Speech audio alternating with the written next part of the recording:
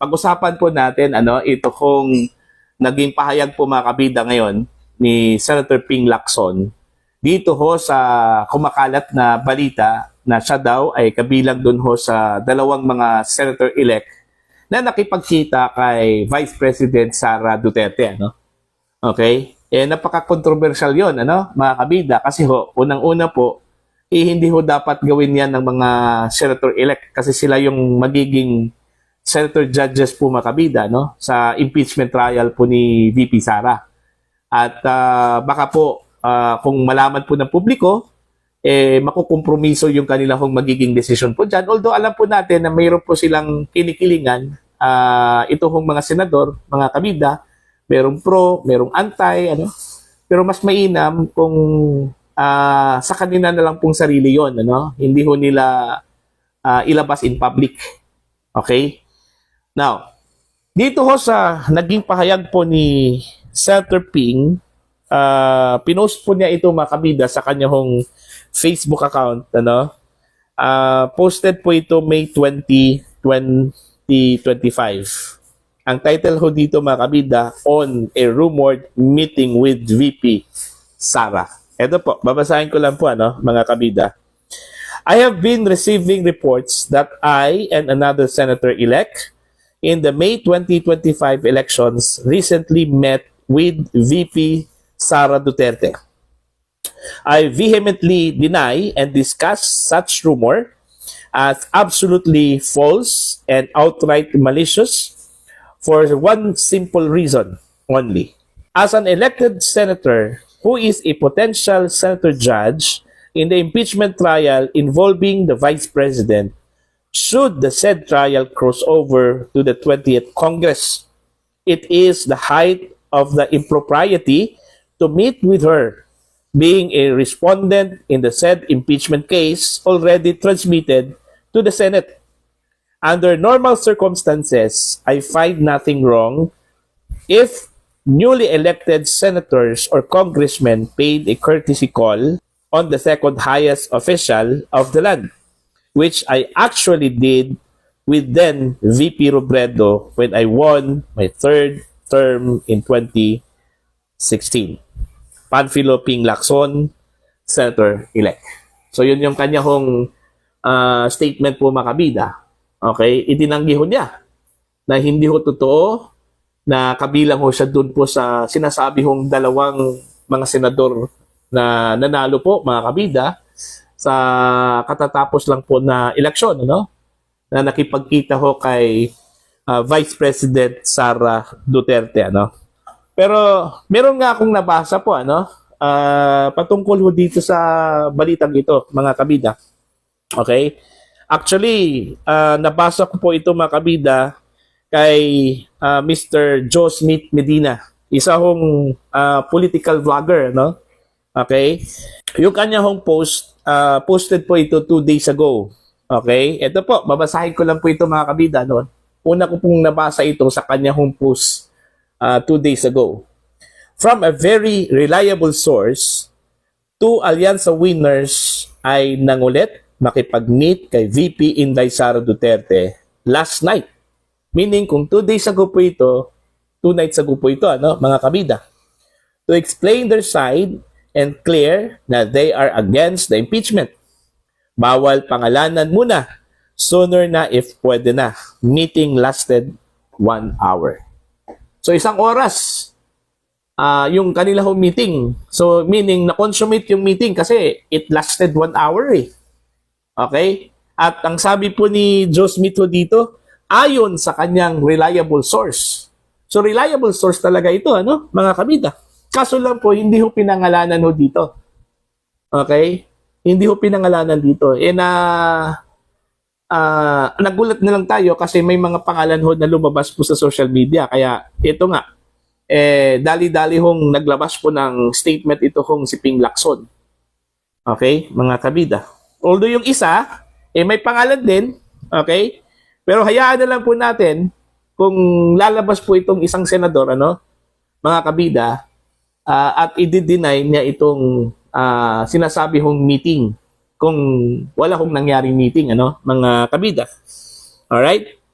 So, given the circumstances po, para sa akin, hindi po imposible ito na meron pong mga politiko na makipagkita po kay Vice President Sara Duterte.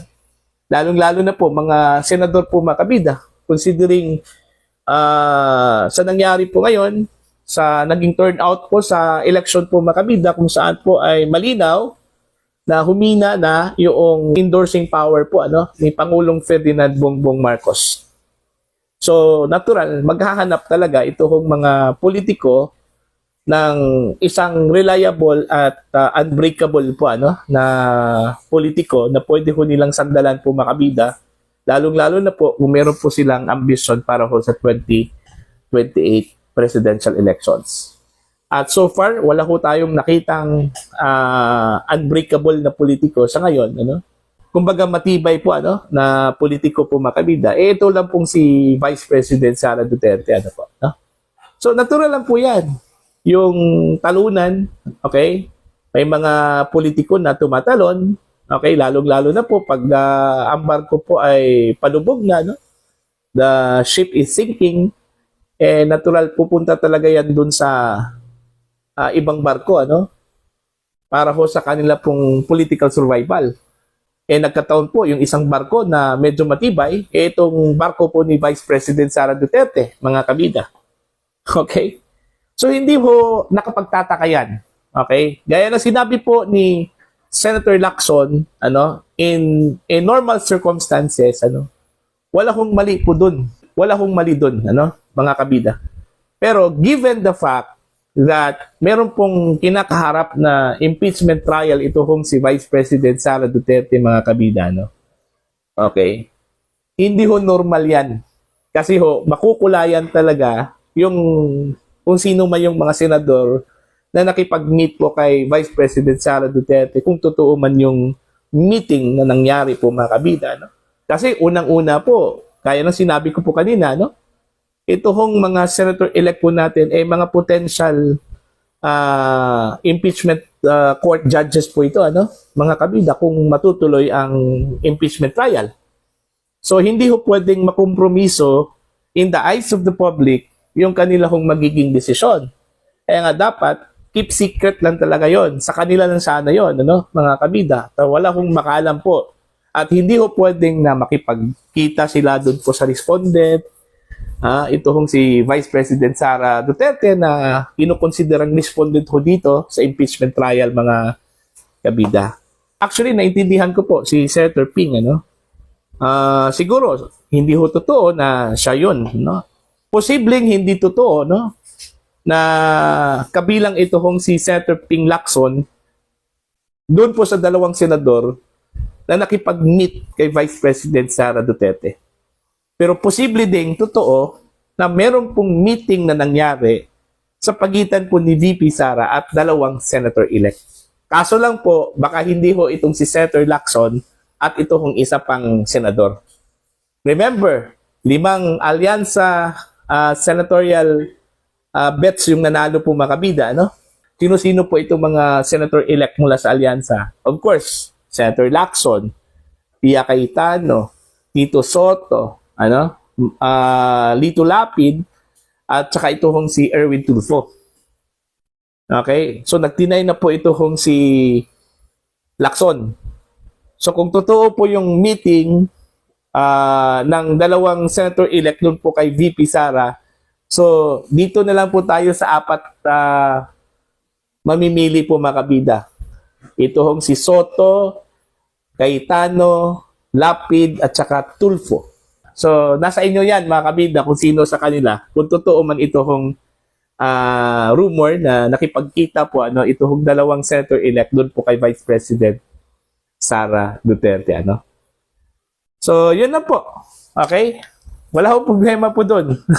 Kung i-deny po nila, mga kabida, baka hindi ho totoo at hindi ho kabilang si Senator Ping doon. Okay?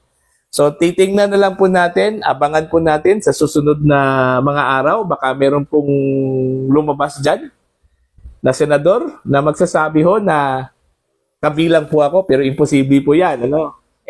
Baka merong lalabas, pero ang sasabihin po, hindi po ako yan. I-deny ko yan. Kasi apat na lang po sila yung natira eh. Di ba? So definitely, kung wala hong pangalan na lalabas dun po sa isang senador na sinasabi hong nakipagkita po kay VP Sara, o ako po itong apat na mga senador para hindi ho ako madamay, maglabas na po ako ng statement at i-deny ko na hindi ako kabilang doon kung meron man po na nangyaring meeting, mga kabida. Di ba? Yan lang po, no? So, para po sa inyo, anong tingin po ninyo dito?